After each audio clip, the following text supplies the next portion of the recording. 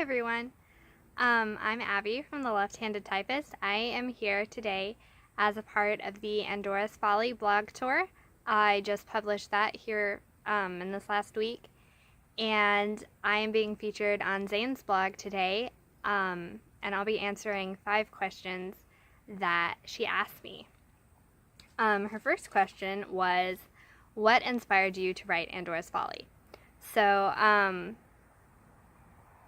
the main thing that inspired me was a deadline, because it was my first time to participate in Camp Nano in July, and I really wanted to write something novella length. I wanted to go for 30K words written, and so I really brainstormed what I wanted to do, and I thought that a retelling of a fairy tale would be a good length for that. And so I read a bunch of Grimm's fairy tales, and I was like, yeah, these are all actually really, really weird. So I decided that I couldn't even find an obscure one I liked, and I kind of wanted to do something that hadn't been retold a gazillion times already.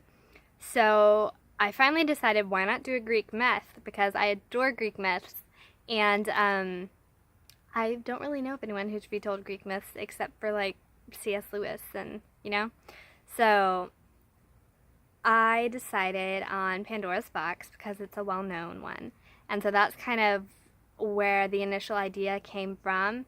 And yeah, it was really awesome to write this. I enjoyed it a lot. It was something really different from the Christian contemporary full-length novel I had written before, Martin Hospitality, so it was a nice change.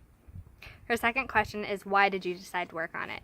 Again, because I had Camp Nano, and which, for those of you who don't know, that's National Novel Writing Month, but you get to set your own goal and everything when you do it in July or April instead of doing it in November, where the website automatically wants you to get 50,000 words written.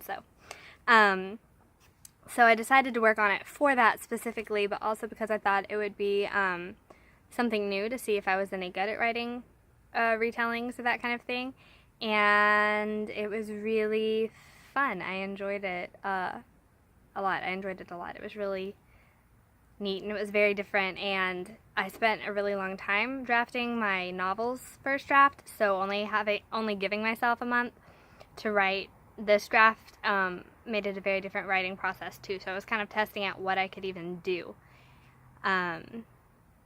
with a completely new story idea. So that's kind of why I decided to work on it. Her third question is, who is your favorite character?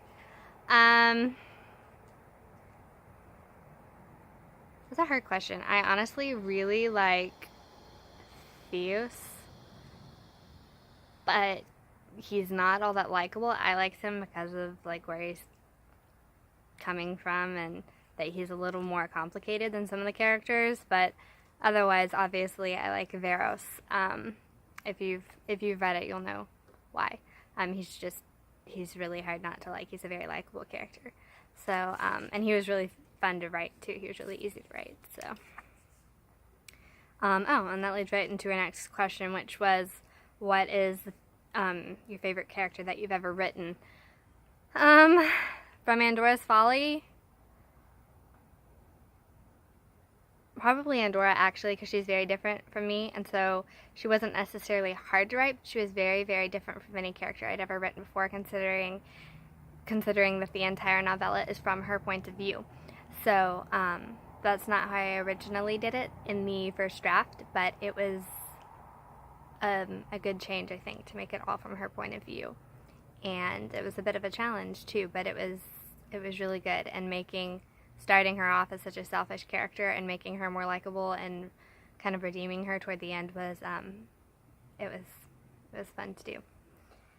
And then just overall, I don't know if any of my characters from Martin Hospitality compete with kind of the unique challenges of writing Andora or not.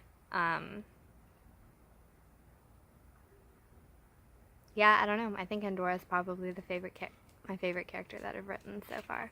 So, and Zane's last question for me is, what will you be working on next?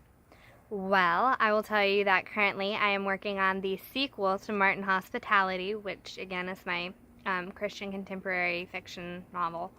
Very, very different from Andora's Folly. And so the sequel is following all the same characters. I initially was going to pick it up several years later, but decided to continue immediately where Martin Hospitality left off for now. So that one is currently titled Martin Crossroads. I'm planning toward a trilogy, but I haven't marketed it as a trilogy yet. It's just called a series right now because, you know, that could change. So yeah, that's book 2 that I'm working on right now. Is going to cover a lot more time than Martin Hospitality did. Martin Hospitality only covered about 6 months. Martin Crossroads is going to cover 10 years or so, I think. Hopefully. If I can fit it all into the book. We'll see. So that's kind of what I'm working on right now. But I will go ahead and tell you guys, since that's kind of common knowledge, give you some insider details here, that I had this idea a little while ago, and I don't even really know where this came from, to try and do something kind of time travel related. I'm really impressed with how shows like Doctor Who and things like that, how well the episodes are written, and they still have these long overarching themes that go throughout an entire season. And so I thought it'd be really cool if I could do something like that in a serial on my blog or something. And so I'm thinking about eventually, maybe perhaps doing a sort of time traveling serial on my blog, and I think I would make it literary time travel. So like the characters would go into books, and it would probably be like their job. So it would be, I mean, it would be fantasy or something, which is kind of scary because I'm not good at, I haven't been good at writing fantasy in the past. I've tried very, very little of it, and it's not gone that well. But that would be, again, something very different for me to try. And I think it would be fun to release it in, you know, episodes on my blog and hopefully eventually collect them into books or something.